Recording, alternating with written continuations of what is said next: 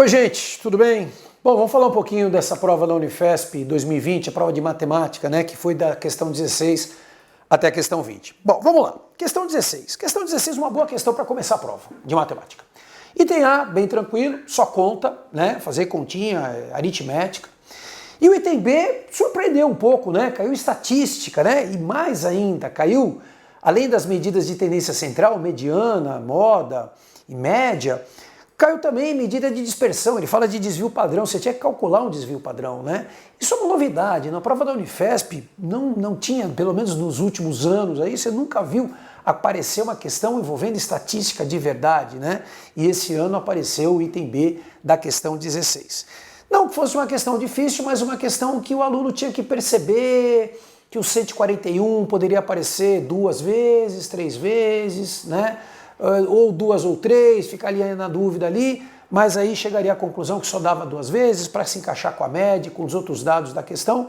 Uma questão um pouquinho mais exigente que a letra A, mas também não foi uma questão considerada uma questão difícil para uma prova da Unifesp. A questão 17, uma questão de geometria, e uma questão criativa, né? Quer dizer, uma questão onde você pega esse ponto E e tem que contornar esse triângulo, ele pede inclusive para você montar a figura, né? A figura que nos vértices ali fica meio arredondado, né? E depois ele fica reta nas arestas do triângulo. Pede para você fazer o cálculo, o desenho da figura e o cálculo do comprimento dessa curva, né? Mas aí é o comprimento dos lados do triângulo somados com uma circunferência de raio 1, o item A morre, né? Juntamente com o desenho. E o item B, ele pede para você calcular a distância entre 2 pontos, né? Mas aí também nada muito difícil, né? Você faz uma projeção ali do ponto A no lado BC, juntamente com o ponto M, que é o extremo ali da continuação do lado BC com outro ponto ali, com relações métricas no triângulo retângulo, sai numa boa. Também uma questão considerada simples em virtude da prova do tamanho que é, né? Questão 18 é uma questão já um pouquinho mais exigente, né? A questão que o candidato tinha que enxergar as bolinhas, como é que elas estavam dispostas, perceber que na caixa 2 era só o contorno que era de bola, não era a caixa toda, né?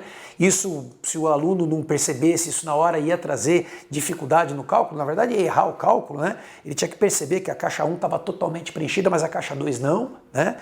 Mais uma questão assim também que envolve princípios de números inteiros, né? Um pouquinho de geometria espacial, só para calcular a diagonal ali, o diâmetro da esfera ali, mas nada também que trouxesse muita dificuldade.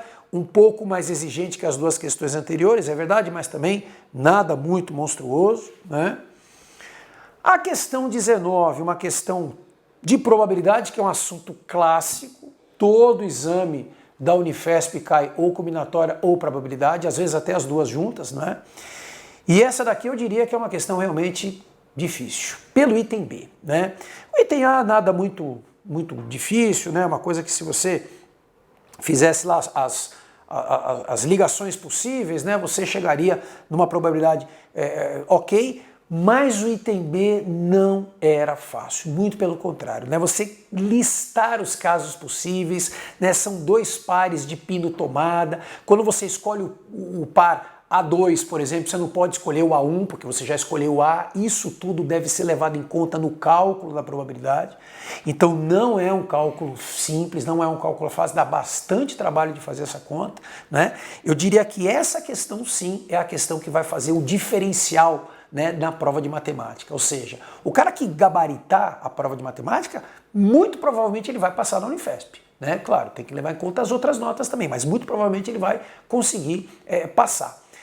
O que não gabaritar, que errou o item B, ok, tudo bem. Com certeza a maioria das pessoas vai errar esse item B, né? Mas era o item realmente mais exigente da prova. E finalmente a questão 20, uma questão de geometria analítica mais ou menos, né? Ela começa com analítica, mas ela é muito mais geometria plana do que geometria analítica. Na verdade, geometria analítica você usa aí para calcular o raio da circunferência que você precisava, mas depois você calcular a área da figura, aí você pode dividir em triângulos aí que você chega na área, uma questão também bem tradicional, não deve ter trazido menor dificuldade para o candidato bem preparado, né? Bom, então é isso, espero que você tenha ficado feliz com o seu resultado e que isso traga bons frutos para você, tá bom? Grande abraço, tchau!